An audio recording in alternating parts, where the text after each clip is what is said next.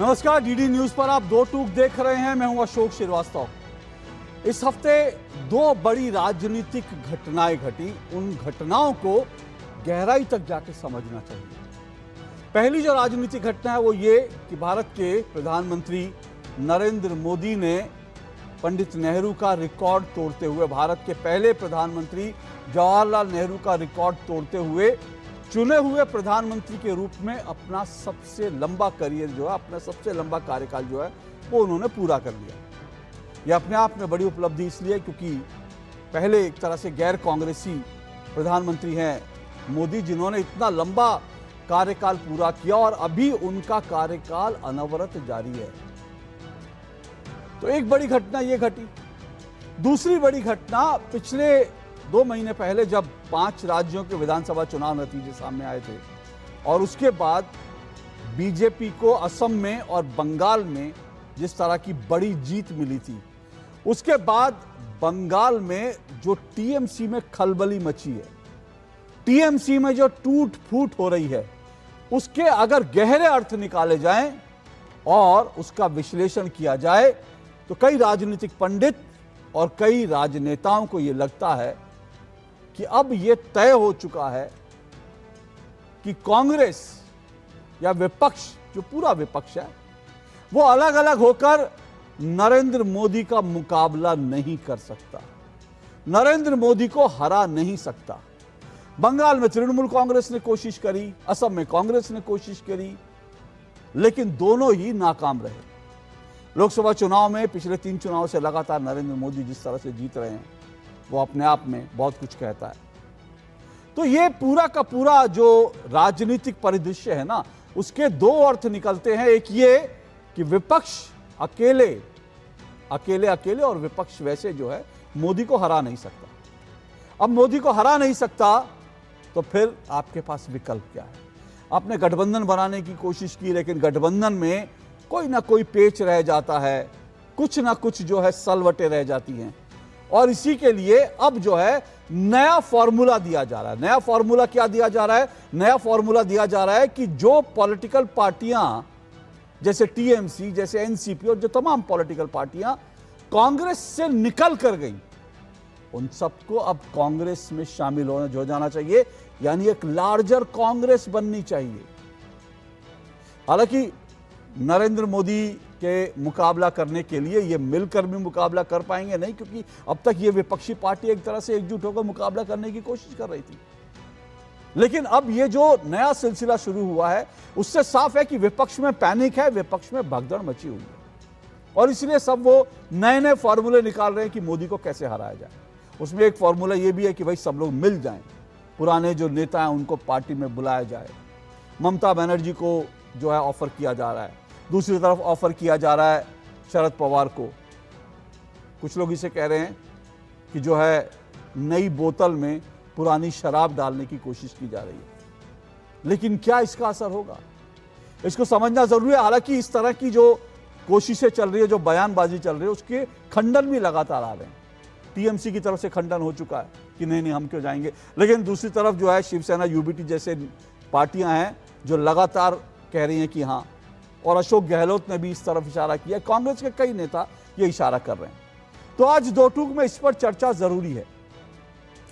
मोदी सब पर भारी, क्या इसलिए है विलय की तैयारी? जी हाँ, मोदी सब पर भारी, क्या इसलिए है विलय की तैयारी? दो टूक में आज इसी पर हम चर्चा करेंगे। इससे पहले आगे बढ़े, जरा मोदी के 12 साल पूरे होने पर क्या बीजेपी के मुख्यमंत्री कह रहे हैं वो भी सुनिए, और किस तरह से विपक्ष में खलबली है, हड़बड़ी है, वो सब भी आपको दिखाता हूं, सुनाता, सुनिएगा।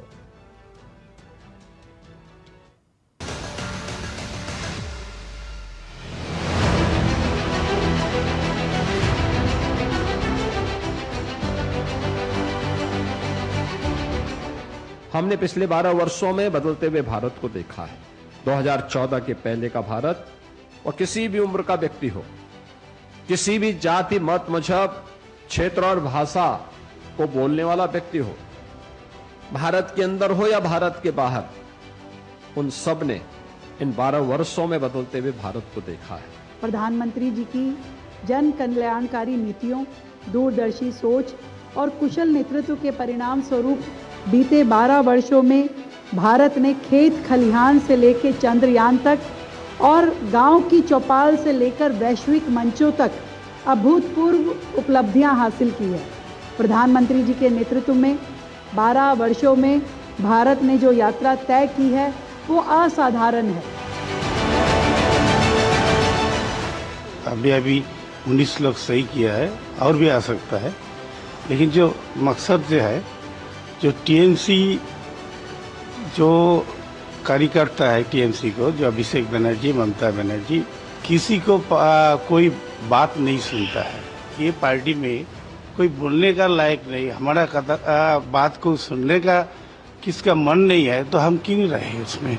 देखो, अगर 2 एमपी जाते तो मैं बोलती हूँ जो उसका प्रॉब्लम था, 3 एमपी जाते तो बोलते उसका प्रॉब्लम था। जब 20 आ गया, इतना ज्यादा आ गया, तो मतलब आपका ही गलती है। अगर मगर में मैं नहीं जानी चाहता हूँ। कांग्रेस के साथ एक साथ काम करना जरूरी है, इतना मैं बोल सकता हूँ। वो मर्ज होगा कि अलायंस होगा, ये बाद में देखा जाएगा। ऐसा कैसे हो सकता है? तृणमूल कांग्रेस एक अलग दल है, कांग्रेस एक अलग पार्टी है। ये कांग्रेस लीडरशिप और तृणमूल लीडरशिप भी, इसके अंदर ये भाजपा का सेंट्रल गवर्नमेंट जिस तरह देश चल रहा है उसके खिलाफ और भी इकट्ठा होकर ये काम करने के लिए वो डिस्कस किया। ये मर्जर का क्वेश्चन कैसा आ रहा है? ये समय है कि कांग्रेस पार्टी से जो फैक्शन बाहर निकले थे, नेता बाहर निकले थे और उसने अपने अपने दल खड़े किए, चाहे महाराष्ट्र हो, चाहे पश्चिम बंगाल हो, चाहे उड़ीसा हो, चाहे तेलंगाना हो, चाहे आंध्र हो, सभी ने कांग्रेस में आकर कांग्रेस के झंडे के नीचे अपनी नई शुरुआत करनी चाहिए। सशक्त लोकतंत्र में हर एक को अपना मन की बात कहने का अधिकार है। तो संजय राउत जी हमारे लिए, मेरे लिए व्यक्तिगत, मेरे बड़े भाई है, तो उन्होंने एक अच्छा सुझाव दिया है, लेकिन वो सर आपको क्या होगा, कैसे होगा, ये वक्त ही बताएगा। और जो तृणमूल कांग्रेस में होता है वो हम सह चुके हैं। पहले शिवसेना तोड़ी, उसके बाद एनसीपी तोड़ी, अब तृणमूल की बात, तो हम ये भुगत चुके हैं। इसीलिए हम तृणमूल के साथ पूरी ताकत से है। काँग्रेस हे बुडतं जहाज आहे, त्यामुळे त्या बुडत्या जहाजामध्ये पाय ठेवतील अशी मला शक्यता वाटत नाही। तथापि राजकारणात हायपोथेटिकल बोलायचं नसतं, पण मी तुम्हाला सांगतो, कोणी पाय ठेवला तर त्याचा आम्हाला फायदा आहे, आम्हाला नुकसान नाही। याचं कारण आम्हाला अधिकची पॉलिटिकल स्पेस ही त्याच्यामुळे उपलब्ध होते। जेवढं विरोधी पक्षाचं कंसोलिडेशन होईल। तो आपको तमाम बयान और पॉलिटिकल डेवलपमेंट जो है मैंने आपको दिखाई सुना, और इसी को लेकर आज चर्चा करेंगे। मोदी सब पर भारी, क्या इसलिए विपक्ष में है विलय की तैयारी? 5 मेहमान मेरे साथ आज जुड़ेंगे, परिचय करवा देता हूं। मेरे साथ फिलहाल तुहिन सिन्हा जुड़ चुके हैं, बीजेपी के राष्ट्रीय प्रवक्ता है तुहिन सिन्हा। निखिल जैन मेरे साथ जुड़े हैं, राजनीतिक विश्लेषक हैं, कांग्रेस पार्टी के समर्थक हैं। घनेंद्र भारद्वाज जी मेरे साथ जुड़े हैं, वो आम आदमी पार्टी के प्रवक्ता हैं। स्टूडियो में मेरे साथ आलोक वत्स जी जुड़े हैं, आलोक वत्स जी राजनीतिक विश्लेषक हैं।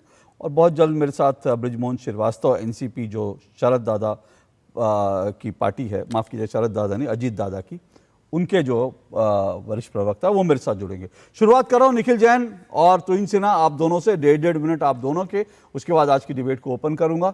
निखिल जैन भैया, जिस तरह के बयान दिए जा रहे हैं, अशोक गहलोत का बयान, नाना पटोले, सभी पार्टियां कांग्रेस में शामिल हो जाएं, दिल से राहुल गांधी को जो है अपना नेता स्वीकार कर लें, क्या ये पैनिक है? क्या इस बात का एहसास हो गया है 12 साल में कि मोदी को तो हरा नहीं सकते हैं इस तरह से, तो इसलिए अब नए फॉर्मूले का इंतजाम किया जा रहा है?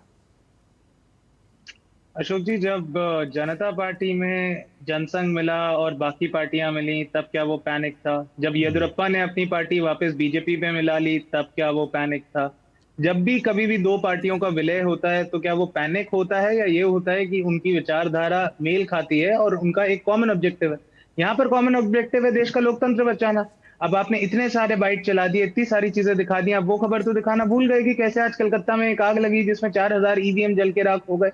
आप ये खबरें तो दिखाना भूल जाते हैं कि किस तरीके से 20 टीएमसी के सांसद बीजेपी की तरफ चले जाते हैं, माफ कीजिएगा, टीएमसी के सांसद बीजेपी की तरफ चले जाते हैं और उससे कोई नहीं पूछता कि भाई एकदम से सारी गलतियां तुम्हें आज क्यों याद आ गई ममता बनर्जी और आकाश बनर्जी की।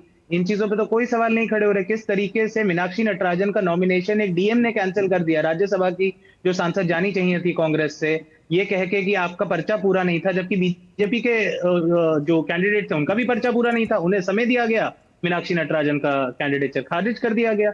ये जब सवाल हैं, लोकतंत्र पे इतने सवाल है, और मोदी जी तो कहते हैं ना कि आलोचना जरूरी है लोकतंत्र के लिए। विपक्ष जब आलोचना करता है लेकिन तो एंटी नेशनल बता दिया जाता है, विपक्ष साथ आने की कोशिश करता है तो एंटी नेशनल बता दिया जाता है या डरा सहमा बता दिया जाता है। और जब इंडिया गठबंधन बैठक कर लेता है तब मोदी जी को याद आता है कि मेरा भी तो एक इंडिया अलायंस है, हमारे भी तो 40 पार्टनर है। आखिरी बात रही है 12 साल की जो मोदी जी के कार्यकाल की उपलब्धियां हैं, उसमें आप वो भी छोटी सी चीज बताना भूल गए कि कैसे जयपुर में भारत सरकार के मंत्री इस पे कॉन्फ्रेंस कर रहे थे और बता रहे थे कितनी सारी उपलब्धियां, और उसके बाद बत्ती चली गई और मोमबत्ती में बताना पड़ा कि इतनी सारी उपलब्धियां हैं कि जयपुर में, स्टेट कैपिटल में, राजस्थान में बीजेपी का शासन है, बत्ती चली जाती है मंत्री की प्रेस कॉन्फ्रेंस के दौरान। ओके निखिल जैन जी, आपके 1.5 मिनट फिलहाल पूरे, आपको मौका दूंगा। आपने जो राजनीतिक आरोप लगाए उनका जवाब तो इनसे ना देंगे, लेकिन आपने जो जनता पार्टी की बात करी, आपने येडियुरप्पा की पार्टी की बात करी, तो देखिए येडियुरप्पा की जो पार्टी आई वो विचारधारा तो उनकी थी, विचारधारा की क्या बात कर रहे हैं। वो इसलिए आई क्योंकि उनके भी अस्तित्व बचाने की लड़ाई थी, उनको समझ आ गया था कि मैं सर्वाइव नहीं कर सकता। कल्याण सिंह भी ऐसे ही आए थे, उनको भी एहसास हो गया था कि वो सर्वाइव नहीं कर सकते। तो कुछ लोग सर्वाइवल के लिए आते हैं। एक मिनट। और जो जनता पार्टी की आपने बात की ना, हाँ वो पैनिक था, जनता पार्टी में जो विलय हुआ वो पैनिक था, क्योंकि देश में उस वक्त आपातकाल था। इंदिरा गांधी के नाम लेकर के अगर कोई चू कर दे उसको रातों रात उठा के जेल में डाल दिया जाता था। अभी 26 जून आ रही है, 25-26 जून, इतने अधीर आप लोग क्यों होते हो? अभी आप कहते हो आलोचना, आपने सारी बात कही, लेकिन मैंने सिर्फ हकीकत बतानी शुरू की, आप अधीर हो जाते हो। सुनना थोड़ा कोशिश कीजिए ना सुनने की। 25-26 जून है वो तारीख जब इमरजेंसी लगी थी देश में, और उसके बाद जेलों में ठूस दिया जाता था। हाथों पर ना, दोनों हाथों पर ऐसे रखकर पुलिस वाले कुर्सी के पाए रखते थे और उसके ऊपर पुलिस वाला बैठ जाता था, सिगरेट के बट से जलाया जाता था। तो वो पैनिक था, इसलिए सब लोग एकजुट हुए। आज तो आप दूरदर्शन पर बैठ के सरकार के आईना दिखा रहे हैं, तब दूरदर्शन तो छोड़िए, आप अपने घर में बैठ करके इंदिरा गांधी के खिलाफ नहीं बोल सकते थे सर। दूरदर्शन तो दूर की बात है, इंदिरा गांधी चुनाव हार गई, फिर भी इंदिरा गांधी अपना खुद का ही चुनाव हार गई। सुनिए, सच्चाई स्वीकार करना, इतनी बड़ी इमरजेंसी थी, जिस दिन पार्टी चुनाव हार गई, प्राइम मिनिस्टर चुनाव हार गई, जैन उस दिन आपकी पार्टी की दुर्गति होनी बंद हो जाएगी। लेकिन दिक्कत यही है, आप लोग सच्चाई नहीं स्वीकार करते। बहरहाल तो इनसे ना, नहीं वो कांग्रेस के समर्थक है, कांग्रेस के लिए खुलकर बैटिंग करने वाले हैं, और कांग्रेस के मतलब और भी हो सकते थे, लेकिन वो मैं यहाँ नहीं अभी डिस्क्लोज करूंगा। ठीक है चलिए। तो इनसिना जी आपके 1.5 मिनट। तो इंसिना जी की आवाज दीजिए भाई, तो इंसिना जी की आवाज दीजिए। तो इन जी आप म्यूट पर हैं। मुझे लगता है, हाँ, बोलिए जी, मुझे लगता है निखिल जी मीनाक्षी नटराजन जी के बहुत बड़े फैन हैं, लेकिन शायद उनको ये नहीं पता है कि किस कारणवश मीनाक्षी जी ने अपने एफिडेविट में उस क्रिमिनल केस का जिक्र नहीं किया है। मैं खुलासा कर दूं, एक तेलंगाना की ही कांग्रेस वर्कर ने उन पर बहुत गंभीर यौन उत्पीड़न का आरोप लगाया था, और चूंकि तेलंगाना में कांग्रेस की सरकार है, उस सरकार के अंडर जो है एफआईआर तक फाइल नहीं हुआ था, तो कोर्ट में सीधे उस मामले का संज्ञान लिया गया। तो खैर ये डिबेट का विषय नहीं है। आज सुप्रीम कोर्ट ने इस निर्णय पर अपना निर्णय पास कर ही दिया है, सुप्रीम कोर्ट पर भी आस्था नहीं है इन लोगों को। लेकिन देखिए, दो निष्क्रिय पार्टियां जब एक साथ आती है तो वो मूल तौर पर केवल अपने अस्तित्वगत संकट, अपने अस्तित्वगत संघर्ष को कम करने के लिए आती है, वो जीतने के लिए नहीं आती है। आज दोनों टीएमसी की भी हालत उतनी ही बुरी है, कांग्रेस की ही उतनी ही बुरी है। बल्कि कोई भी पार्टी जब कांग्रेस से विलय करेगी तो उसको याद रखना चाहिए कि आखिरी बार कांग्रेस पार्टी यूपी में सरकार में 36 साल पहले थी, बिहार में 36 साल पहले थी, गुजरात में 30 साल पहले थी, बंगाल में 49 साल पहले थी, और उड़ीसा में 28 साल पहले थी। बल्कि इस बार जो पिछले दो चुनाव हुए हैं, एक बिहार में जो असेंबली इलेक्शन हुआ था और महाराष्ट्र में जो लोकल बॉडी इलेक्शन हुआ था, कांग्रेस और एआईएमआईएम के परफॉर्मेंस में कोई विशेष अंतर नहीं था। तो अगर वो आना चाहती है तो ये मुझे लगता है कि उससे भी बुरा उनको लेकर डूबेगी कांग्रेस पार्टी। ओके, आपके 1.5 मिनट पूरे हैं, क्योंकि मीनाक्षी नटराजन जी का जिक्र आ गया आज राज्यसभा में। जाहिर सी बात है, सुप्रीम कोर्ट ने उस पर एक फैसला सुनाया। अभी कांग्रेस हाईकोर्ट जाने की बात कर रही है। बिल्कुल, कांग्रेस को सारे लीगल जो उनके पास स्टेप है उनको जरूर अपनाने चाहिए, लेकिन उसके बाद लीगल सिस्टम पे भरोसा करना चाहिए। इससे पहले निखिल जैन, आप पर हाईकोर्ट कैसे जा सकते हैं? नहीं, उसमें सुप्रीम कोर्ट ने एक व्यवस्था दी है कि आप चाहें तो इसको हाईकोर्ट में ले जा सकते हैं मामले की सुनवाई के लिए। लेकिन उसमें एक चीज मैं बता दूं, बड़ी दिलचस्प बात वो है कि मैंने निखिल जी को कहा कि भाई बेटर होगा कि आप अपने अंदर मन में झांक ले और थोड़ा सा अगर चिंतन मनन कर ले, क्योंकि जो खबरें आ रही हैं और वो बड़े विश्वस्त सूत्रों से आ रही हैं, खबरें ये हैं कि मध्य प्रदेश में कांग्रेस के एक नेता का राज्यसभा टिकट काटा गया और उसी नेता के जिसका राज्यसभा टिकट काटा गया, उसी ने बीजेपी के सूत्रों को यह खबर दी कि भैया मीनाक्षी नटराजन का एक क्रिमिनल केस है जिसको उन्होंने डिस्क्लोज नहीं किया है। तो वो जो हमजा बैठा था कांग्रेस के अंदर, उस हमजा ने जो है मीनाक्षी नटराजन की जो है सुपारी ले ली। अब आप बड़ा विचित्र केस है। हाँ नहीं, मैं कह रहा हूं, विचित्र क्रिमिनल मैं यही कह रहा हूं। अब ये देखना, ये कांग्रेस को देखना, भाई हमजा कितने हैं हमारे। मैं तो बार बार कह रहा हूं, भाई अपने हमजा ढूंढो। आपके हमजा कौन है निखिल जैन? आपको हमजा याद आता है धुरंधर से, मुझे मीर जाफर याद आते हैं, या फिर विभीषण भी कह सकते हैं, जो कहना चाहें। दूसरी चीज, मीनाक्षी नटराजन के केस में कोर्ट से चार्जेस फ्रेम नहीं हुए हैं, और जब तक चार्जेस फ्रेम नहीं हो जाते मैंडेट नहीं होता उसको ऐड करने के लिए। एंड सिमिलरली जो बीजेपी के कैंडिडेट थे उसमें उनके भी क्रिमिनल केस थे जो उन्होंने नहीं बताया। निखिल जी एक मिनट, मुझे लगता है मीनाक्षी नटराजन, हम एक तो विषय से थोड़ा ज्यादा डिविएट हो रहे हैं। मैंने मीनाक्षी नटराजन की बात आपको रखने का पूरा अधिकार है, मैंने पहले ही कहा, और आपको कोर्ट में भी जाने का पूरा अधिकार है, मैं फिर से दोहरा रहा हूं। लेकिन आप ये सारे तर्क जो है ना, आज सुप्रीम कोर्ट में रखे गए थे। अब सुप्रीम कोर्ट ने एक रास्ता खोला है हाई कोर्ट में। आप बढ़िया वकील हैं, आप हाई कोर्ट जाइए। ये जो आप टीवी पे सुना रहे हैं, उतनी ताकत हाई कोर्ट में लगाइए, हो सकता है कि आपके पक्ष में फैसला आ जाए। तो विषय पर आ जाते हैं। मुझे लगता है मीनाक्षी नटराजन जी का मामला हाई कोर्ट में जाएगा। सुप्रीम कोर्ट का फैसला आने के बाद कि ऐसा नहीं हो सकता, वैसा नहीं हो सकता, उसका कोई मतलब नहीं है। बोलिए अशोक जी, मामला असल में यही है कि विपक्ष से आप एक्सपेक्ट करते हैं कि विपक्ष सरकार को अकाउंटेबल होल्ड कर पाएगा, लेकिन जैसे ही विपक्ष सरकार से सवाल पूछे आप उन्हें एंटी नेशनल कहते हैं। विपक्ष के कैंडिडेट राज्यसभा में जाने की कोशिश करें। आप सारे सवाल पूछिए निखिल जैन, आपको इसीलिए बैठाया, पूछिए सारे सवाल, क्या दिक्कत है? बता दें कि प्रधानमंत्री मोदी ने क्या अपने बाय फ्रेंड डोनाल्ड ट्रंप को फोन करके बोला कि उनके लोगों ने हमारे क्या भाषा का इस्तेमाल कर रहे हैं? क्या माय फ्रेंड डोनाल्ड ट्रंप में क्या गलत है? उन्होंने खुद ही तो बोला था। मैंने कुछ और सुना। चलिए बोलिए। क्या डोनाल्ड ट्रंप से प्रधानमंत्री मोदी ने एतराज दर्ज कराया कि किस तरीके से अमेरिकी नौसेना के जहाजों ने हमारे जहाज पे, जिन पे इंडियंस थे, उस पे फायरिंग करी, 3 इंडियंस की मौत हो गई? क्या नीट का पेपर लीक जब हुआ, उसके बाद सीबीएसई ओएसएम का कांड हुआ, क्या शिक्षा मंत्री को रिजाइन करने को कहा गया? नहीं, शिक्षा मंत्री तो जाके अर्चना पूजा कर रहे हैं। जो हमारे राघव चड्ढा जी इतने बड़े जल्दी की आवाज बने थे, क्या उन्होंने नीट पेपर लीक पे आवाज उठाई? हम एक ऐसी स्थिति में जी रहे हैं जहां पर विपक्ष को या तो आवाज उठाने नहीं दिया जाता या उनकी आवाज दबा दी जाती है। इलेक्शन में धांधलीबाजी होती है, लोगों को दिख रही है, उसके बावजूद इलेक्शन कमीशन और सुप्रीम कोर्ट क्या कर रही है वो जनता देख रही है। मैं नहीं कह रहा कुछ अच्छा कर रहे हैं, बुरा कर रहे हैं, जो भी वो कर रहे हैं वो जनता देख रही है। और ऐसे जब स्थिति में खड़ा है तो विपक्ष को साथ आना पड़ेगा। और यही राहुल गांधी ने 8 जून में इंडिया अलायंस की बैठक में कहा था कि हमारे आपसी राजनीतिक विरोध हो सकते हैं, लेकिन अब बात राजनीति के आगे जा चुकी है। अब बात आइडिया ऑफ इंडिया को बचाने की है, अब देश के संविधान बचाने की है। इसलिए विपक्ष को साथ आने की जरूरत है। ओके, तो इनसे ना रिस्पॉन्ड कीजिए। देखिए, आप आवाज उठाते हैं और हम सुधार कर बैठते हैं।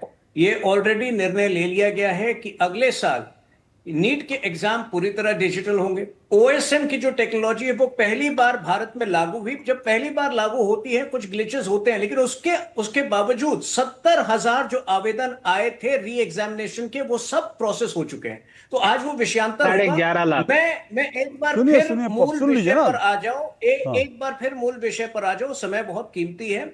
देखिए अशोक जी, कांग्रेस पार्टी पूरी तरह से रीजनल पार्टीज की दुर्दशा के लिए जिम्मेदार है। आपको याद है 2017 में किस तरह से अखिलेश यादव की हालत खराब हुई थी। अखिलेश यादव ने कहा था कि दोबारा कभी जो है कांग्रेस के साथ नहीं जाऊंगा। उसके बाद भी उन्होंने बयान दिया कि कांग्रेस कभी भरोसे के लायक पार्टी नहीं है। पिछले साल अक्टूबर में बिहार चुनाव के ठीक पहले जब सीट वितरण की बात हो ही रही थी, 2 हफ्ते के लिए राहुल गांधी अचानक गायब हो गए थे साउथ अमेरिका, और आरजेडी का पूरा मोमेंटम जो है उस वक्त खत्म हो गया। बंगाल में जब बात हुई, 2 बार इनकी जब बात शुरू हो रही थी, तो इन्होंने इतने सीट डिमांड किए अपने वजूद के से कहीं आगे कि वो अलायंस टूट गया। तो कांग्रेस ही तो जिम्मेदार है जो रीजनल पार्टीज की दुर्दशा है। आपने देखा डीएमके के साथ क्या व्यवहार किया इन्होंने।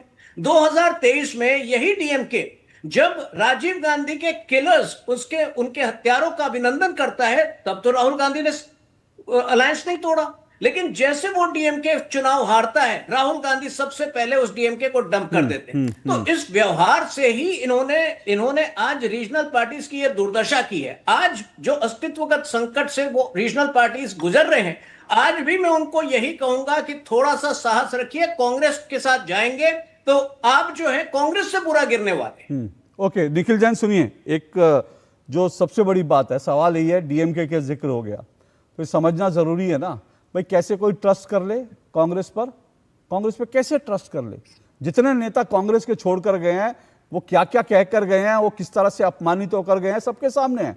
अब आप उन नेताओं को कह रहे हैं वापस आ जाओ, लेकिन उनका जो अपमान हुआ था, जिस अपमान के कारण वो छोड़ के गए थे, उसकी क्या भरपाई है। दूसरी बात, डीएमके के साथ जो है, जब आप अपने साथ नहीं होते, और समाजवादी पार्टी के साथ क्या हो रहा है, कौन नहीं जानता उत्तर प्रदेश में समाजवादी पार्टी की हैसियत क्या है और कांग्रेस की हैसियत क्या है। 2% वोट है कांग्रेस का, 2%, और आप कह रहे हैं कि समाजवादी पार्टी की 403 सीटों पर लड़ेंगे। आपके तमाम नेता रोज बयान दे रहे हैं, हम 403 सीटों पर तैयारी कर रहे हैं, 403 गठबंधन होता, हमने नहीं सुना। रोज आप समाजवादी पार्टी को थ्रेट कर रहे हैं कि भैया हम लड़ेंगे, हम तो 403 सीटों पर लड़ेंगे, तुम आओ हमारे दरवाजे, तुम हमारे सामने झुको, तब हम तुमसे बात करेंगे। तो कौन भरोसा करेगा कांग्रेस पर, क्यों जाएगा कांग्रेस में विलय के लिए भाई।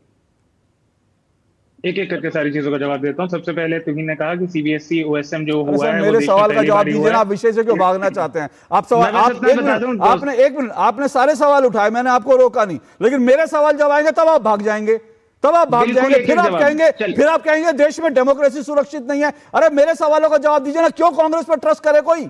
डीएमके की पीठ में छुरा मारा, डीएमके के नेता कह रहे हैं कि हमारी पीठ में छुरा मारा, हमारे साथ मिलकर चुनाव लड़े, हमारे कारण जीते, और उसके बाद आप छुरा मार रहे हो। समाजवादी पार्टी के लिए 6 लोकसभा सीटें हमारी वजह से कांग्रेस जीती यूपी में, और आज हमको आंखें दिखा रही है, हमको कह रही है कि भैया हमारे बिना जो है तुम कैसे कर लोगे, हम 403 सीटों पर लड़ेंगे। तो जो आईना दिखाए तब आप भाग जाओ। उत्तर प्रदेश में पहली बात तो मैं आपको ये बता दूं अशोक जी, मैं ओवरऑल बात कर रहा हूं, मैंने सिर्फ उदाहरण दिया, मैं ओवरऑल बात कर रहा हूं कि कांग्रेस पर कोई ट्रस्ट क्यों कर ले भाई। मैं बता देता हूं ट्रस्ट क्यों कर ले, क्योंकि जब से भी जितना दशकों से डीएमके और कांग्रेस का अलायंस रहा था तमिलनाडु में, डीएमके ने कभी कांग्रेस का एक मंत्री भी नहीं बनाया, लेकिन विजय के साथ कांग्रेस अगर मंत्री बना रही है और वहां पर आइडियोलॉजी का कोई कॉन्फ्लिक्ट नहीं है, तो Congress party is well with in its right. जब बीजेपी ने बीटीपी के साथ अलायंस करा था तो क्या करा, पीडीपी को बिना बताए सरकार बर्खास्त कर दी और उसके बाद गवर्नर रूल लगा दिया, और उसके बाद जो सब करा वो तो करा ही। आप कहते हैं कांग्रेस पार्टी उत्तर प्रदेश में 2% की पार्टी, आप भूल जाते हैं 9.5% वोट शेयर है कांग्रेस पार्टी का 2024 के लोकसभा चुनाव में, और समाजवादी पार्टी का 33% है, बीजेपी का 41% है। कांग्रेस पार्टी के 6 सांसद हैं उत्तर प्रदेश में, तो आपका ये कहना कि Congress party is a non player in UP, वो बात सही नहीं है। अब आप कह रहे हैं कि कांग्रेस पार्टी सबको कह रही है कि आओ आओ हमारे पास आओ, वापस विलय कर लो। कांग्रेस ने तो ये बात नहीं कही, ये बात तो संजय राउत जी ने कही, उसके बाद सुप्रिया सुले जी ने अपना कांग्रेस ने कहा भाई। अरे अशोक गहलोत कह रहे हैं, नाना पटोले कह रहे हैं, क्या राहुल गांधी ने, मल्लिकार्जुन खड़गे ने फॉर्मल ऑफर दिया किसी पार्टी को कि आप आइए विलय करिए? मतलब अशोक गहलोत कुछ नहीं, हवा हवाई बातें कर रहे हैं अशोक गहलोत। मैं बिल्कुल नहीं कह रहा वो हवा हवाई बातें कर रहे हैं, उनका एक सुझाव है, सुझाव नहीं है जो संजय नहीं है। और कांग्रेस के दर्जन नेता है, कांग्रेस के एक दर्जन नेता, बंगाल के नेताओं ने भी कहा है कि राहुल गांधी को ममता बनर्जी प्रधानमंत्री स्वीकार कर ले और हमारे खेमे में आ जाएं, बच जाएंगी। ये एक नहीं, एक दर्जन नेता आपके कह रहे हैं। उसमें गलत क्या है? मुझे अरे भाई मैं नहीं कह रहा गलत भाई, मैंने कब कहा मैंने निखिल जैन मैंने गलत तो कहा ही नहीं। उमा भारती भाई साहब, निखिल जैन जी मैंने तो गलत कहा ही नहीं। मैं कब कह रहा हूँ गलत? मैं तो कह रहा हूँ मैं तो कह रहा हूं, बल्कि अगर आप मेरे से निजी तौर पर पूछेंगे तो मैं तो कहता हूं कि भाई पूरे विपक्ष को चाहिए, एक पार्टी कांग्रेस में सब समा जाए, कम से कम एक मजबूत विपक्ष तो होगा। लेकिन सवाल वो है, चलिए तो आज फिर आप अशोक गहलोत, संजय राउत, सुप्रिया सुलेन सबके साथ खड़े हैं, बहुत अच्छा लगा मुझे। अरे मैं तो कह रहा हूं एकजुट हो जाओ भाई, मैं तो निखिल जैन जी कह रहा हूं एकजुट हो जाओ। लेकिन दिक्कत क्या है ना, दिक्कत आपके यहाँ आएगी, हमें समस्या नहीं है, दिक्कत आपके यहाँ, क्योंकि आपके यहाँ डेमोक्रेसी नाम की चीज नहीं है। तो जब डेमोक्रेसी नहीं होगी तो बाकी पार्टियां आके क्या अपना अपमान कराएंगी? मैं अगर बयान पढ़ने शुरू करूं, क्या क्या लोगों को झेलना पड़ा है कांग्रेस के, जो लोग कांग्रेस से गए हैं, यहां तक कि राहुल गांधी और प्रियंका जी के लिए चिकन सैंडविच लाने के लिए भेजा जाता था बड़े बड़े नेताओं को। ये मैं नहीं कह रहा हूं, कांग्रेस के नेता कह रहे हैं कि चिकन सैंडविच लाते हैं तो हमारी सुनी जाती है, तो चिकन सैंडविच लाने के लिए क्या वहां जाए, या फिर अपने असम की समस्याएं लेकर हेमंत बिस्व शर्मा पहुंचे और वहां कुत्ते को बिस्किट खिलाए जा रहे हैं। इसलिए अब अपना अपमान के लिए जो लोग जाएंगे, प्रॉब्लम आपके यहाँ है, प्रॉब्लम हमें नहीं है। आप लोग एकजुट हो जाइए। तो इनसे ना रिस्पॉन्स कीजिए, फिर मैं आता हूं। जस्ट मैं 30 सेकंड लूंगा।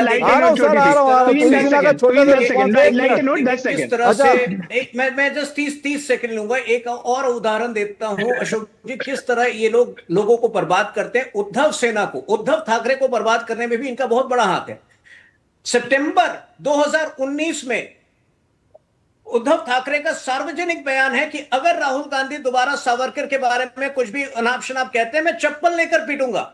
2 महीने बाद राहुल गांधी समर्थन देने के लिए तैयार हो जाते हैं। उद्धव ठाकरे जो है वो गुणगान करना शुरू कर देते हैं राजीव गांधी का, उनके जन्मदिन पर विश करते हैं, उनकी पुण्यतिथि पर वो जो है ट्वीट डालते हैं। लेकिन राहुल गांधी थ्रू आउट जो है, जब ये लोग सरकार में भी थे, सावरकर के खिलाफ अनाप शनाप बोलते रहते हैं और उद्धव जी की राजनीति वहां खत्म हो जाती है। तो इस तरह ये लोग लोगों को बर्बाद करते हैं और मजबूर करते हैं कि इनके साथ आए। ओके निखिल, 30 सेकंड, मुझे फिर बाकी मेहमानों के पास जाना है, सिर्फ 30 सेकंड। बिल्कुल बिल्कुल, ये बहुत ही हास्यास्पद लगता है जब बीजेपी आगे कहती है कि कांग्रेस या कोई भी दल अपने रीजनल एलाइज को खराब करता है। नीतीश जी का क्या हुआ? उनके चेहरे पे रख के आपने चुनाव लड़ा, मुख्यमंत्री बनाया, 2 महीने बाद उन्हें मुख्यमंत्री की कुर्सी से हटा दिया और अब भारत सरकार में आप उन्हें कोई मंत्रालय भी नहीं दे रहे। आपने किस तरीके से लोजपा को तोड़ा था और चिराग पासवान का सामान उनके घर से बाहर फेंकवा दिया था, ये सबने देखा था। आपने किस तरीके से पार्टियों में फूट डाली है, आपने एसएडी के साथ, शिरोमणि अकाली दल के साथ आपने पंजाब में क्या करा, आप अपने सारे अलायंस पार्टनर्स के साथ क्या करते हैं, आपके अलायंस पार्टनर्स भी देखते हैं और देश की जनता भी देखती है। तो ये आप अगर बीजेपी ना बोले तो सही है। ओके, चलिए एक छोटा सा ब्रेक ले रहा हूं। ब्रेक के बाद मेरे साथ बृजमोहन श्रीवास्तव जी भी जुड़ गए हैं और बृजमोहन जी के पास, गणेंद्र जी के पास, आलोक वत्स जी के पास आऊंगा इस छोटे से ब्रेक के बाद।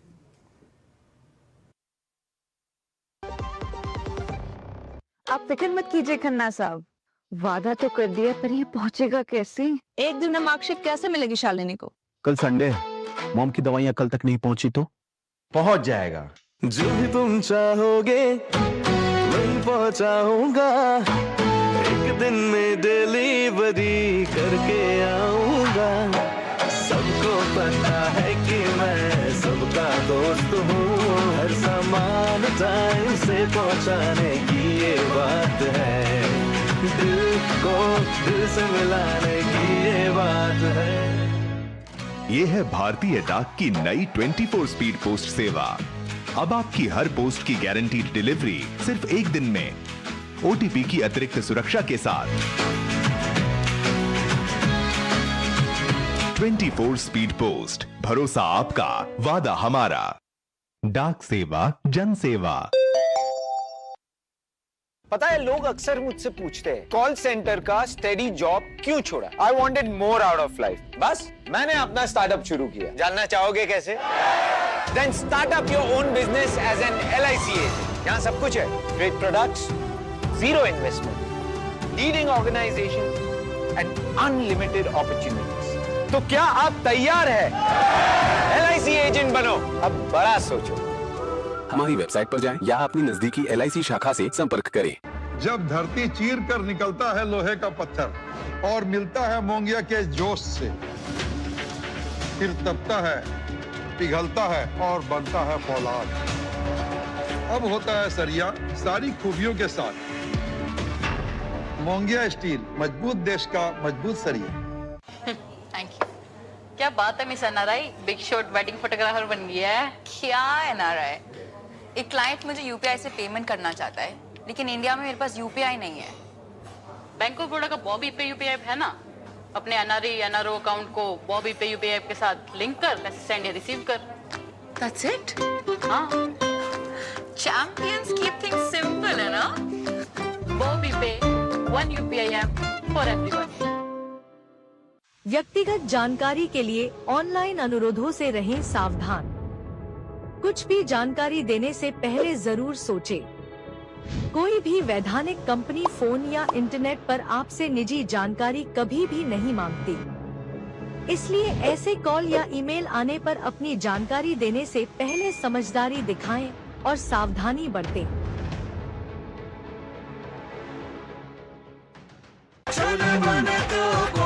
गोल्डी छोले मसाले, जहाँ जाए रिश्ते बनाए। गोल्डी लाए हैं फ्रेश लॉक टेक्नोलॉजी, जो रखे मसालों को हर समय फ्रेश। चलिए दो टूक आप देख रहे हैं, दो टूक में हम चर्चा कर रहे हैं मोदी सब पर भारी, क्या इसलिए विपक्ष में है विलय की तैयारी, क्योंकि इस तरह के बयान बार बार आ रहे हैं कि वो पार्टियां जो कांग्रेस से अलग होकर टूटकर बनी वो एक बार फिर से कांग्रेस के साथ मिल जाए। टीएमसी को ऑफर किया गया है, एनसीपी शरद पवार को ऑफर किया गया और भी तमाम पॉलिटिकल पार्टियों को ऑफर किया गया। वैसे आपको यह बता दूं जानकारी के तौर पर कि आजादी के बाद से लेकर अब तक कांग्रेस से टूटकर 70 राजनीतिक पार्टियां बनी है, 70। हालांकि उनमें से कई जो है वो खत्म हो गई, आज उनका कोई नाम लेवा नहीं है। कई दोबारा से जो है कुछ पार्टियां थी जो वापस छोटी छोटी पार्टियां थी, कांग्रेस में विलय हो गया। लेकिन अभी भी जो है बड़ी पार्टियां हैं जो कांग्रेस से निकली हुई हैं, उनके विलय के लिए कहा जा रहा है। क्या इसलिए क्योंकि कांग्रेस ने स्वीकार कर लिया है कि अब हम अकेले तो मोदी को मुकाबला नहीं कर सकते, मोदी ब्रांड का हमारे पास कोई मुकाबला नहीं। इसी पर चर्चा करें तुहिन सिन्हा मेरे साथ जुड़े हैं बीजेपी से, निखिल जैन राजनीतिक विश्लेषक कांग्रेस पार्टी के समर्थक, बृजमोहन श्रीवास्तव मेरे साथ जुड़े हुए हैं एनसीपी के हैं वो, और घनेंद्र भारद्वाज जी मेरे साथ जुड़े हुए हैं आम आदमी पार्टी से, आलोक वत्स राजनीतिक विश्लेषक हैं। बृजमोहन श्रीवास्तव जी, आप भी वहीं से निकले हैं आपको लगता है कि विलय की गुंजाइश है, मतलब कांग्रेस को मजबूत करने के लिए कांग्रेस के पास जाना चाहिए जो पार्टियां निकली हैं वहां से? देखिए ये बात सच है कि बहुत सारी पार्टियां हैं जो कांग्रेस का आउटशूट है, इससे कोई इनकार नहीं कर सकता। लेकिन मूल मुद्दा यह है कि ये कांग्रेस से दूर क्यों गई, और आज अगर कांग्रेस ये कहती है कि इन पार्टियों को वापस आना चाहिए तो इसके पीछे कारण क्या है? कारण वही है जो भी आपने बताया कि देश में एक ऐसे सशक्त राजनीतिक प्रधानमंत्री के रूप में आदरणीय नरेंद्र मोदी जी हैं, जिनका सामना करने के लिए, जिनकी नीतियों का सामना करने के लिए, जिनकी योजनाओं का सामना करने के लिए कांग्रेस को ऐसा लगता है कि जब तक बाकी के सारे लोग हमारे साथ नहीं जुड़ेंगे तो शायद हम इसका कोई राजनीतिक जवाब नहीं दे पाएंगे। इसको दूसरे शब्दों में अगर अपन कहें तो ये सारे पराजित और हारे हुए लोगों का एक जमावड़ा है जो बैठ के ये तय कर रहा है कि किस तरह से हम देश के एक बहुत अच्छी चलती हुई सरकार को किस प्रकार से हम डिस्टर्ब करें, किस तरह से हम उनका सामना करें।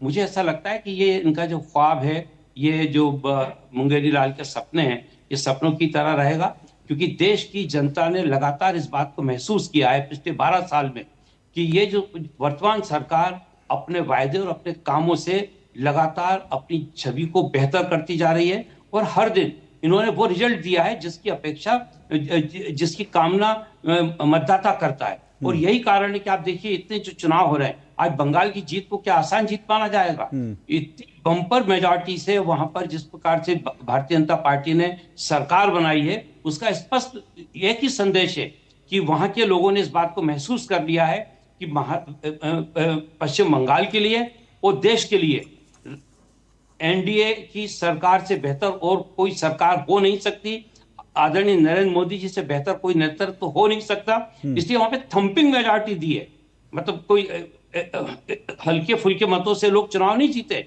भारी मतों से लोग चुनाव जीते हैं। और यही कारण है कि वहां पे आज टीएमसी की जो जीते हुए विधायक हैं, जो सांसद हैं, वो ये समझ नहीं पा रहे हैं कि उनको इस मौके पे करना क्या चाहिए। देखिए अगर कोई ये कहता है कि उनके तोड़ने के पीछे भारतीय जनता पार्टी है, इसको स्वीकार नहीं किया जा सकता, क्योंकि भारतीय जनता पार्टी के पास वहां पे इतना बहुमत है कि उनको और किसी की जरूरत ही नहीं है। ये लोग खुद घबराहट में, और आने वाले राजनीतिक जो इनको दिख रहा है उसको ध्यान में रख के ये लोग इस प्रकार का निर्णय ले रहे हैं। मैं सोचता हूं कि अभी देश में कांग्रेस कितनी भी कोशिश कर ले, चाहे कितने भी लोगों को जोड़ने का काम कर ले, मुझे नहीं लगता कि अभी कांग्रेस ने वो चीज हासिल की है जिससे कि मतदाता उसको वोट देने के बारे में विचार भी करे। आप कह रहे हैं कांग्रेस ने वो चीज हासिल नहीं की, लेकिन मैं अभी सेकंड राउंड में जब आपके पास आऊंगा मैं ये जरूर जानना चाहूंगा आपसे, क्योंकि आपने कांग्रेस का वो दौर भी देखा है जब राजीव गांधी जैसे लोग थे और बाकी सशक्त मजबूत लोग थे, उसके बाद से लेकर अब तक क्या आपको लगता है कांग्रेस का डेविएशन हुआ है? आप आऊंगा उस पर,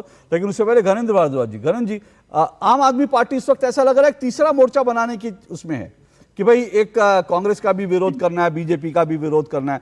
पहले तो आप लोग कांग्रेस के साथ हाथ मिलाकर काम कर रहे थे, लेकिन अब लग रहा है एक तीसरा मोर्चा बनाने की फिराक में है। क्या ये तीसरा मोर्चा विपक्ष को कमजोर नहीं करता? देखिए अशोक जी, इस देश की बर्बादी में जितना भारतीय जनता पार्टी का योगदान है उतना ही कांग्रेस का योगदान है, क्योंकि दोनों की सरकारें इस देश में रही हैं। पहले कांग्रेस की सरकार थी, कांग्रेस की सरकार में भी यही होता था, भ्रष्टाचार होता था, लूट होती थी, खसोट होती थी, महंगाई बढ़ती थी, गरीबों के हक मारे जाते थे, किसानों के हक मारे जाते थे, नौजवानों के हक मारे जाते थे, आदिवासियों के साथ गलत होता था, मजदूर के साथ गलत होता था। वही काम अब भारतीय जनता पार्टी की सरकार में हो रहा है। 2014 में नरेंद्र मोदी जी को लोगों ने बहुत बड़ा मैंडेट दिया था और नरेंद्र मोदी जी ने इस देश के लोगों से बहुत बड़े बड़े वायदे करे थे। उन्होंने कहा था मेरी सरकार आएगी मैं महंगाई कम कर दूंगा, मेरी सरकार आएगी मैं बेरोजगारी दूर कर दूंगा, हर साल 2 करोड़ नौजवानों को रोजगार दूंगा, मेरी सरकार आएगी किसानों की आय डबल कर दूंगा, स्वामीनाथन कमीशन की रिपोर्ट लागू करूंगा, मेरी सरकार आएगी अर्थव्यवस्था ठीक करूंगा, मेरी सरकार आएगी तो डॉलर को ठीक कर दूंगा। नरेंद्र मोदी जी ने बड़े बड़े वायदे करे थे, काला धन वापस ले आऊंगा, ये तमाम वायदे थे, महिलाओं पर अत्याचार बंद हो जाएंगे। लेकिन नरेंद्र मोदी जी की 12 साल से सरकार हो गई है, 12 साल में देश के लोगों के हाथ में निराशा लगी है। आप जितना मर्जी कह लीजिए, घरेंद्र जी, एक मिनट घरेंद्र जी, मैं यही तो कह रहा हूं ना, मैं बार बार कह रहा हूं, आप लोग कह रहे हैं 12 साल में देश बर्बाद हो गया, तबाह हो गया, मैं तो यही कह रहा हूं ना। तो भाई आप लोग देश को एक दिशा दीजिए ना, आप लोग विपक्ष मिल जाइए, मिल करके लड़िए ना। आप लोग दिशा, आप उसको भी गाली देंगे, उसको भी गाली देंगे, तो आप हरा ही नहीं पाएंगे। अशोक जी, नहीं अशोक जी, मैं वही कह रहा हूं कि इस देश की रीजनल पार्टीज को, इस देश की रीजनल फोर्सेस को अब एकजुट होना पड़ेगा। आप देखिए एनडीए के अंदर भी मोदी जी ने, जो एनडीए के अलायंस पार्टनर थे, वो अकाली दल हो, बीजेडी हो, वाईएसआर कांग्रेस हो, वो जेडीयू हो, इन्होंने भी अपने सहयोगी दलों को मारने का काम करा। यही काम कांग्रेस करती है। अभी ताजा उदाहरण डीएमके का है, ताजा उदाहरण टीएमसी का है। टीएमसी को यही कांग्रेस के लोग कहते थे बंगाल में जाके कि टीएमसी गुंडों की पार्टी है, टीएमसी मोस्ट करप्ट पार्टी। यही लोग नहीं, घरेंद्र जी मेरे सुनिए ना एक मिनट, ठीक है आपने कहा, लेकिन सवाल यह है कि टीएमसी हारी, ममता बनर्जी हारी, तो अरविंद केजरीवाल के पास तो नहीं गई, आप तो उनके साथ खड़े थे, वो तो कांग्रेस के पास जाती हैं। तो आप कौन से तीसरे मोर्चे की बात कर रहे हैं? मैं यही तो समझना चाहता हूं, कौन सी पार्टियां आम आदमी पार्टी के साथ खड़ी हैं? आज कोई डीएमके थोड़ी है कि डीएमके को धक्का लग गया तो डीएमके कह रही है नहीं हम अरविंद केजरीवाल के साथ खड़े हैं, या समाजवादी पार्टी कहते नहीं हम अरविंद का, या फिर लालू यादव की आरजेडी कहते। आप कौन सी तीसरी पार्टी? अकाली दल से आप मिलना चाहते हैं तो मिल लीजिए, वहां पंजाब में रोज आपको गालियां दे रहे हैं, तो आप अकाली दल से मिलना चाहते हैं। कौन सी पार्टियां हैं जिनको आप कह रहे हैं कि हम एकजुट हो जाएंगे, हम हरा देंगे? मैं वही तो जानना चाहता हूं कि आपका रास्ता क्या है सर।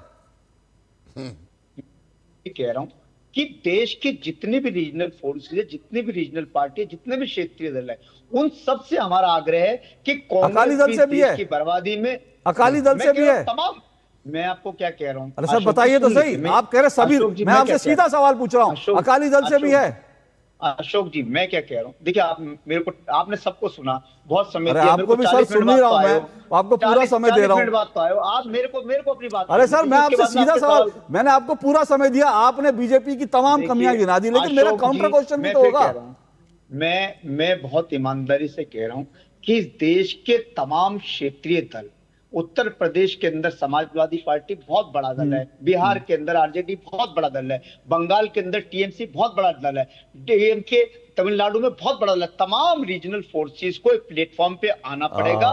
कांग्रेस और भारतीय जनता पार्टी को हटा के देश बचेगा। बहुत बढ़िया, कांग्रेस ने पहले लूटा, बहुत बढ़िया। अब आपने लूट रही है, अब आपने देश को बचाना है तो कांग्रेस और भारतीय जनता अब आपने मेरे सवाल का जो है आपने अपनी इच्छा बताई। अब मैं आलोक जी आपसे आपके पास आना चाहता हूं।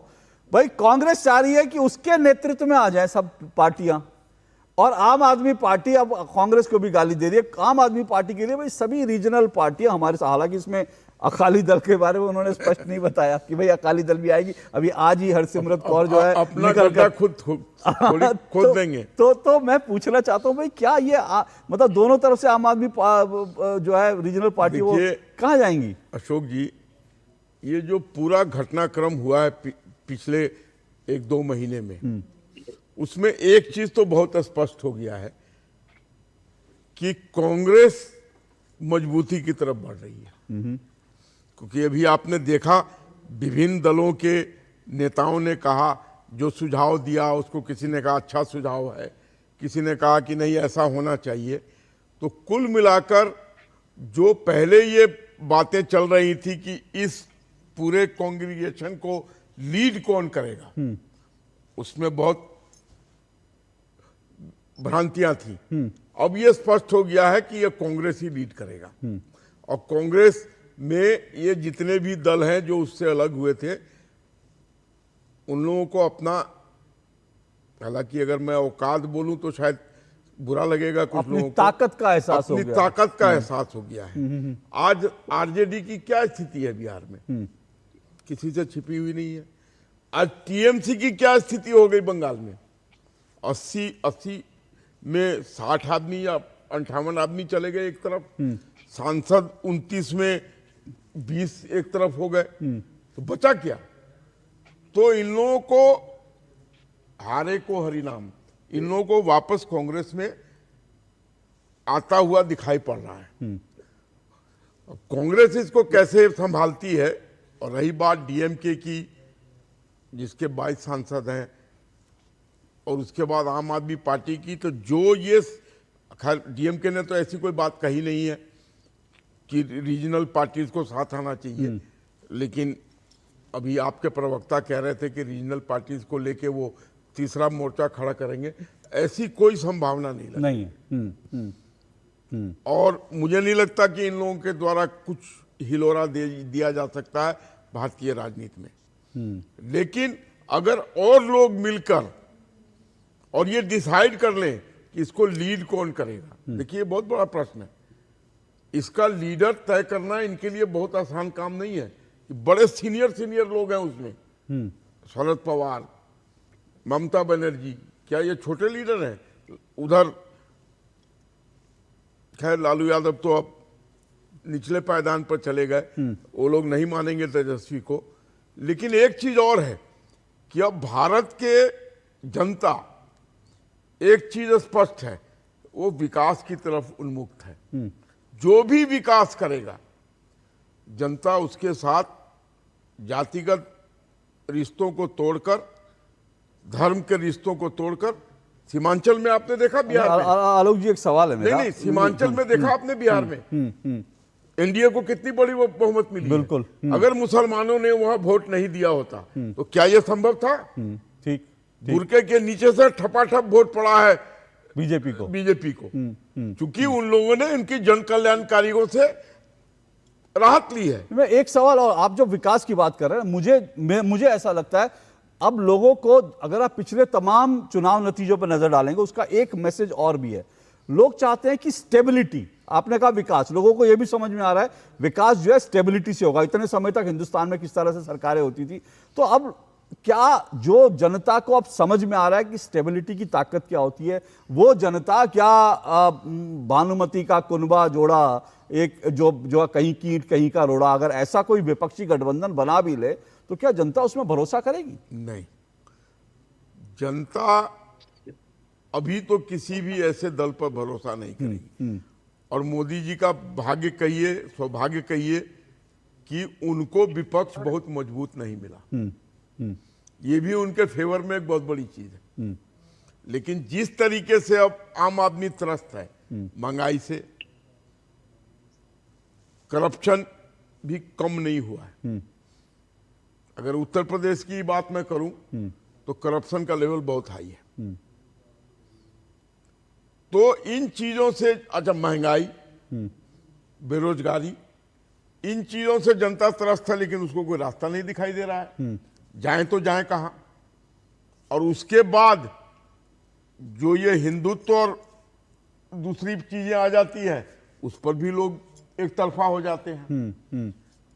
तो इन चीजों का बैलेंस करने के लिए मुझे नहीं लगता है कि जो विपक्ष की एकजुटता होगी उसमें राहुल गांधी को लोग एक्सेप्ट करेंगे। आपको लगता है राहुल, और दूसरी बात मुझे इनको कोई एक नया लीडर पैदा करना पड़ेगा जिस पर जनता विश्वास ट्रस्ट कर सके और क्योंकि 100 बार अगर मेरे आंकड़े गलत नहीं है तो 100 बार राहुल गांधी के नेतृत्व में इन्होंने मुंह की खाई है। ठीक बात है। 99 कह लीजिए, 100 कह लीजिए। निखिल जैन इसको निखिल जैन इस फैक्ट को कंटेस्ट करना चाहते हैं। हो सकता है मैं गलत हूं। नहीं सर, मैं भी 99 सर मेरा मानना यह है, आप अब निखिल जैन कहेंगे 99 भी नहीं, वो कहेंगे 60 है 65 है, लेकिन मैं कह रहा हूं 60-65 तो कह ही नहीं सकते। सर मैं कह रहा हूं वो आंकड़ा छोड़ दीजिए। अशोक जी के पास एक एक्सेल फाइल है पूरी। निखिल जी एक मिनट, मैं इस पर बहस आज नहीं करना चाहता, आज हमारा विषय नहीं है। मैं कह रहा हूं कि राहुल गांधी की 15 हार भी हो, लेकिन एक परसेप्शन होता है, वो परसेप्शन जो है वो राहुल गांधी के हाथ से छूट गया। ये एक आम धारणा है, लेकिन ठीक है, एग्जैक्टली ये परसेप्शन बन गया, तो इसमें किसी का कोई कसूर नहीं है। एक छोटा सा ब्रेक के बाद आता हूं।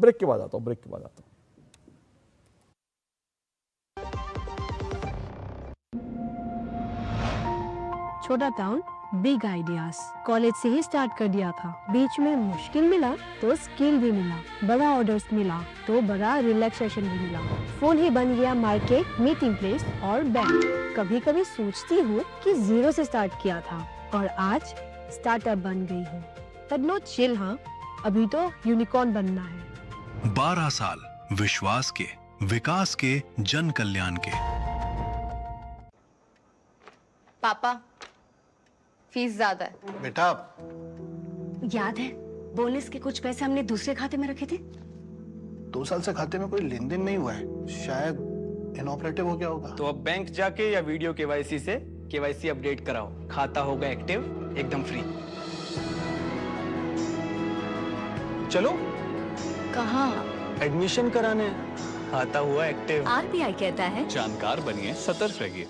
व्यक्तिगत जानकारी के लिए ऑनलाइन अनुरोधों से रहें सावधान। कुछ भी जानकारी देने से पहले जरूर सोचें। कोई भी वैधानिक कंपनी फोन या इंटरनेट पर आपसे निजी जानकारी कभी भी नहीं मांगती, इसलिए ऐसे कॉल या ईमेल आने पर अपनी जानकारी देने से पहले समझदारी दिखाएं और सावधानी बरतें।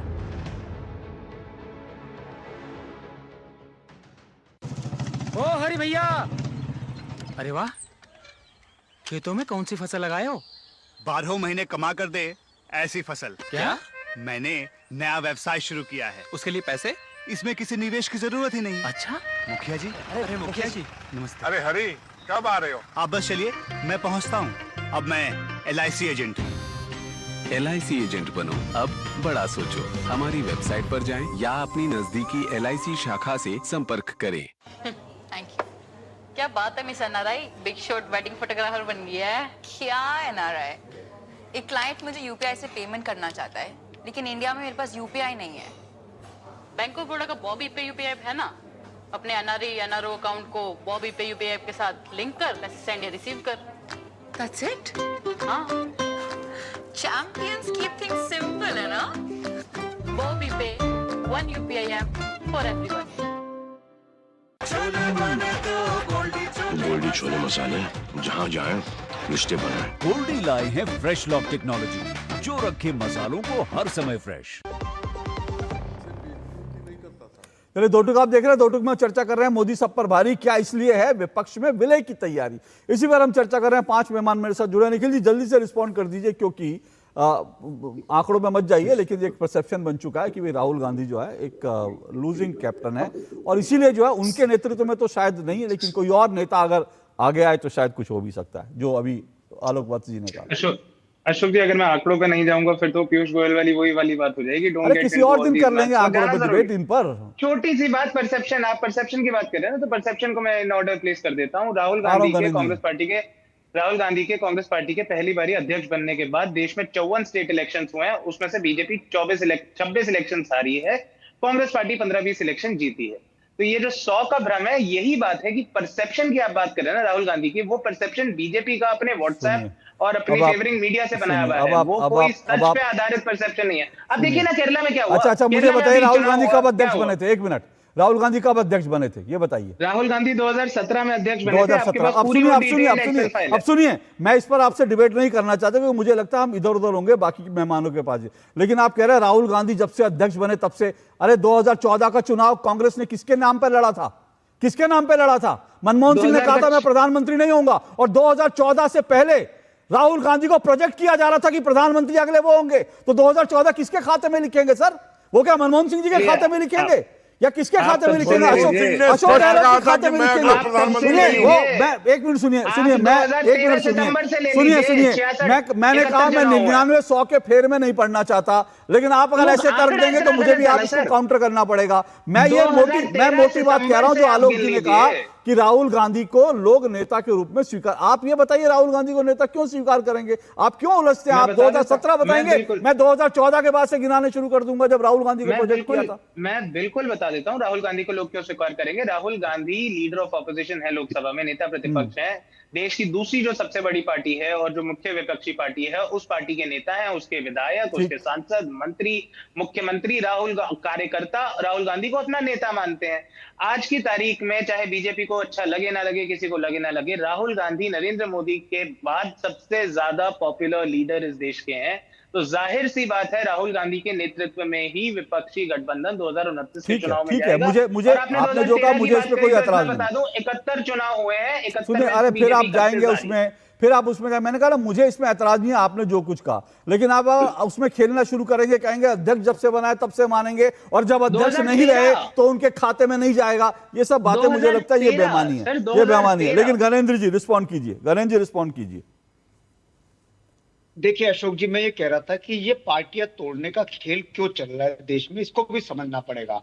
भारतीय जनता पार्टी के पास 2/3 मेजोरिटी नहीं है। अभी इनका डिलिमिटेशन बिल गिरा था, देश के लोगों ने भारतीय जनता पार्टी को 2/3 मेजोरिटी का जनादेश नहीं दिया।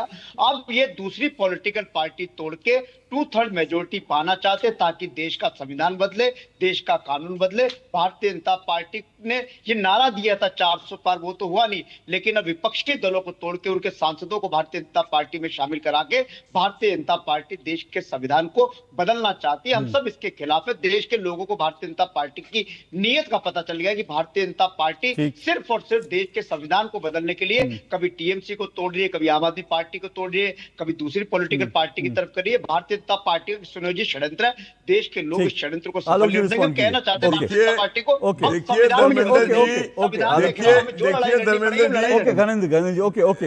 देखिए धर्मेंद्र जी, बेगर कुछ किए हुए भारतीय जनता पार्टी 232 से 22 और 20 ये स्वतः उसके साथ हो गए। किसके पास गई थी भारतीय जनता पार्टी कहने की मेरे पास आ जाओ? तो आज उसकी फिगर कहां चली गई है? ये किसके कारण गई है? कौन है ये लोग? कब भारतीय जनता पार्टी ने उनको कहा कि मेरे साथ आ जाओ? तोड़ दी क्या इन्होंने? नहीं, कब कहा कि आ जाओ मेरे साथ? नहीं, आप बताओ, आप क्या कह रहे हो? कांग्रेस ने डीएमके को वहां छोड़ा तो डीएमके ने कहा हम इंडिया गठबंधन में है ही नहीं। तो अगर इंडिया गठबंधन में नहीं है तो किसके साथ जाएंगे? और टीएमसी के विधायकों ने, टीएमसी के एमपी ने कहा कि बेगर without any condition Ashok Srivastava ji बहुत बड़े पत्रकार हैं, तो उनकी तो फिगर 235 मैं इसको थोड़ा सा एक मिनट आपका सम्मान गिरता है अगर आपकी डिबेट में कोई झूठे फैक्ट रखेगा।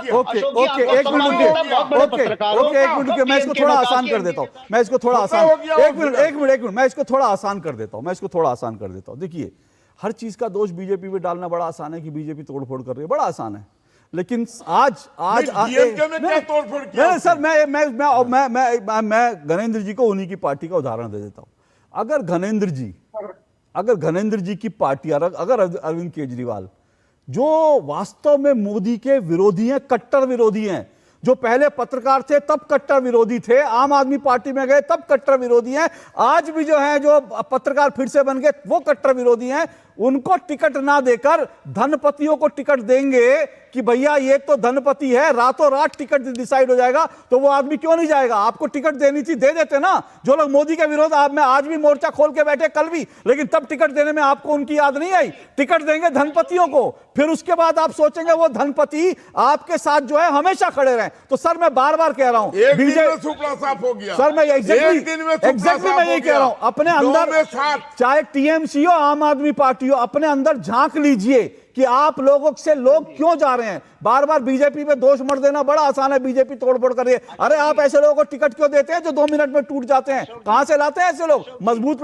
लोग लाइए, नहीं मिले तो हमसे आलोक जी से पूछ लीजिएगा, आपको ऐसे 10 मजबूत लोग दे देंगे। कितना धन उगाही किया था उनसे, कितना धन उगाही किया था बृजमोहन जी? कब से आपके पार्टी के लोग थे, वो कब से पोस्टर्स आते थे रोड पर, वो कब से रोड पर घूमते थे आपके साथ? अरे गणेंद्र जी, यहाँ एक मिनट सुनिए। अरे गणेंद्र जी, आप और किसी को नहीं, या निखिल जैन बैठे उन्हीं को राज्यसभा भेज देते, वो आपके साथ खड़े रहते। मोदी नरेंद्र मोदी के विरोध में बोलते, लेकिन आपको तो धनपति का राइट हैंड आदमी है। एक मिनट बृजमोहन जी, बृजमोहन जी, एक मिनट, मुकेश अंबानी का राइट हैंड आदमी। रुकिए सर, अब आप मुकेश अंबानी इधर उधर जाएंगे तो आपके उद्योगपतियों का मैं गिनाना शुरू करूंगा, मुश्किल हो जाएगी। ठीक है, वो मत जाइए उस बहस में। मैं फिर से आपसे कह रहा हूं, अपने अंतर मन में झांक लीजिए, पता चल जाएगा बहुत कुछ। बृजमोहन जी, एक बड़ा सवाल मैंने पहले आपसे कहा, मैं कथनी और करनी का सबसे बड़ा एग्जाम्पल आम आदमी पार्टी है। बृजमोहन जी, सबसे बड़ी बात मैं जानना चाहता हूं, आपने वो कांग्रेस का दौर देखा है, आज भी कांग्रेस है, आज कांग्रेस सबको बुला रही है, ऐसे लोगों को जिसने वो कांग्रेस भी देखी थी, ये कांग्रेस। आपको लगता है कि जो है दोनों कांग्रेस जो है आइडियोलॉजिकल रूप से सेम पेज पर हैं, जो पहले थी आज? देखिए अशोक जी, देखिए एक तो आइडियोलॉजिकली उस समय में और अब में बहुत परिवर्तन भी है, साथ ही साथ संगठन के रूप में अगर अपन कांग्रेस का मूल्यांकन करें तो वहां पर आपको 0 मिलेगा, क्योंकि ना तो इनका संगठन ब्लॉक स्तर पर काम कर पा रहा है, ना जिले स्तर पर, ना प्रदेश स्तर पर, और जो संगठन दिखता भी है उनमें आपस में किसी भी प्रकार का कोई सामंजस्य नहीं है। एक दूसरे के खिलाफ इतनी तगड़ी प्रतिस्पर्धा, उसका बहुत बड़ा परिणाम अभी मध्य प्रदेश में मीनाक्षी नटराजन के चुनाव में देखने को मिल गया है। तो ये सारी चीजों के चलते मुझे बिल्कुल भी ऐसा नहीं लगता कि कांग्रेस अपने उस पुराने स्वरूप में, जब उन्होंने जिसपे हम लोग भी उस समय थे कांग्रेस में, उस समय जिस प्रकार से जनता के बीच में जाके बातचीत होती थी, जिस प्रकार से जनता की समस्याओं को लेके उस पर चर्चा होती थी, मुझे नहीं लगता कि वो सारी चीजें हैं। दूसरी बात, मैं एनडीए की तरफ से ये बात कहना चाहता हूं, हमारा अपना अनुभव, हम लोग राष्ट्रवादी कांग्रेस पार्टी से जब हम लोगों का आदरणीय शरद पवार जी के साथ हम लोगों की जो असहमति थी वो इसी बात को लेकर हुई थी। हम लोगों का कहना यह था कि मतदाताओं का कहना यह है, हमारे चुने हुए जनप्रतिनिधियों का कहना यह है कि यदि हमको महाराष्ट्र का विकास करना है और जो वायदे हमने किए उनको यदि पूरा करना है तो हमको आदरणीय नरेंद्र मोदी जी के नेतृत्व में काम करना पड़ेगा। इस बात से आदरणीय शरद पवार जी सहमत नहीं थे। मैं आज फिर ये बात कहना चाहता हूं कि हम लोगों ने जाकर कहा था कि हम लोग आपके साथ काम करना चाहते हैं, और मुझे लगता है कमोवेश ऐसी स्थिति अधिकतर पार्टियों के साथ है। बीजेपी खुद अपने आप में एक संगठनात्मक रूप से मजबूत पार्टी है, उनके पास एक मजबूत नेतृत्व है। आप देखिए ना, देश के प्रधानमंत्री कैसे हैं, जिनको 13 साल तक एक राज्य के मुख्यमंत्री के रूप में काम करने का और अब 12 साल जो है, उसके बाद वो 12 साल का यहाँ पर। मेरे पास समय नहीं है, जल्दी से तुहिन सिन्हा जी, भाई आप लोग तोड़फोड़ कर रहे हैं, ये आरोप बार बार लग रहे हैं, जल्दी से। हमें तोड़फोड़ करने की जरूरत ही नहीं है। मैं तो कह रहा हूं कि ये लोग जो है खुद टीएमसी वाले तो खुद जो है वो क्राइम सिंडिकेट, टीएमसी तो एक क्राइम सिंडिकेट था, वो छोड़कर भाग रहे हैं। लेकिन आज भी ये ये कांग्रेस के साथ आए, इनका विलय हो ना हो, इनका कुछ नहीं हो सकता है। क्यों?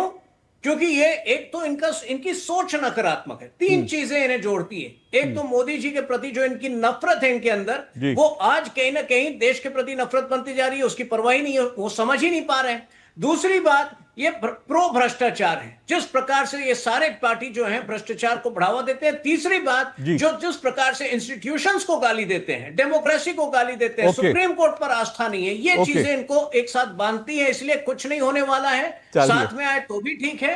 2029 जो है, चलिए अब कुछ होगा नहीं होगा ये तो हमारे हाथ में नहीं, हमको इंतजार करना पड़ेगा। पर एक तरफ से गाना बज रहा है, आप लौट चले, लेकिन अगर आप लौट चले हो गया तो फिर शायद कुछ लोग कहें लौट के बुद्धू घर को आए, लेकिन क्या ऐसा होगा मैं नहीं जानता, इंतजार करना पड़ेगा। बहुत बहुत शुक्रिया सभी मेहमानों का, आज के लिए इतने, आपसे फिर मुलाकात होगी, इजाजत दीजिए, नमस्कार।